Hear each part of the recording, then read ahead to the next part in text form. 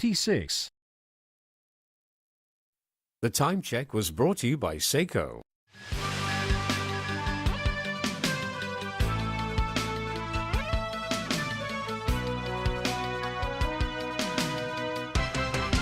Welcome back. An air traffic control failure that caused air delays over London has now been resolved, but the British government is demanding an investigation.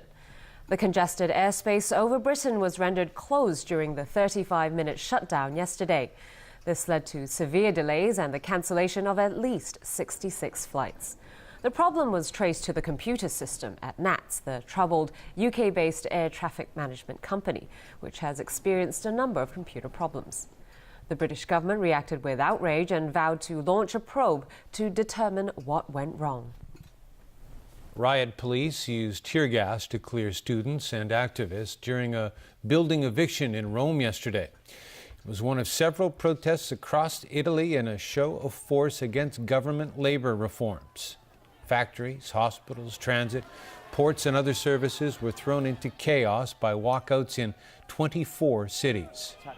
Unionized workers and students are fighting spending cuts that are part of labor reforms aimed at boosting the economy and creating jobs. And back locally, ATV still hasn't paid its staff for November.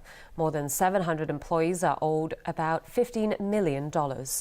Executive Director Ib Capo said today the broadcaster would soon hold an emergency board meeting to address the issue. He apologized to staff for the delay. When asked when the November pay will be made, Ib said he hopes that would happen as quickly as possible. This is the second time in 3 months ATV has not paid its staff on time. Customs officers have seized $5.6 million worth of illicit cigarettes. 13 people were arrested. João da Silva has more details. A 2-week special operation by customs officers targeted a suspected cigarette smuggling ring. Investigators raided 2 trucks allegedly used for cross-boundary smuggling, as well as 5 storage points and 2 private cars used in local distribution. The result, 2.1 million sticks of cigarettes seized, worth an estimated $5.6 million, with a duty potential of more than $4 million. Officers also arrested 12 men and 1 woman. Customs investigators explained some of the methods used by smugglers to avoid detection at the border. We call the forced compartment. They usually they are making a room of 6 feet depth, and then they conceal the cigarette in this empty container. Sometimes the cigarettes are concealed, put inside the fake dehumidifier, fake electronic device, etc. Last one we just call the cover load. The Customs and Excise Department also noted that as it intensifies its crackdown on the illicit cigarette trade, smugglers are coming up with more ingenious ways to conceal their illegal cargo. Escalated enforcement strategy against the smuggling activity as source, so the syndicates shift their crafty mode of smuggling. As an example, officers explained that instead of large container trucks, smugglers are increasingly using private cars when crossing the border to try to avoid detection.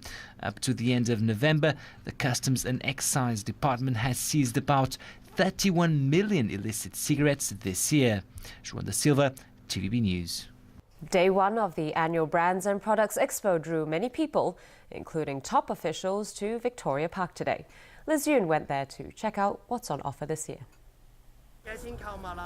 Chief Executive Leung Chun-ying, along with his wife, bought more than 100 packs of dried lemon and ginger, which the CE said will be served to the elderly in an upcoming party at Government House.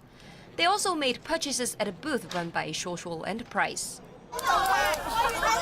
Worried that the Occupy movement would affect sales, many exhibitors are offering discounts and free gifts this year. The expo's organizer hopes a nearby protest site would be cleared as soon as possible. Because of the occupation there, I think the public traffic is still not so convenient. So we are really hoping that the Causeway Bay area can be cleared out next week. After a busy morning, this exhibitor said sales so far were more or less the same compared with a year ago, despite concerns about the impact of the Occupy movement. Yes, of course. Yeah, of course, everybody worry about that. We think around 20% decrease in this year. But today, I think it is a good news for all exhibitors because the Occupy Central is already end.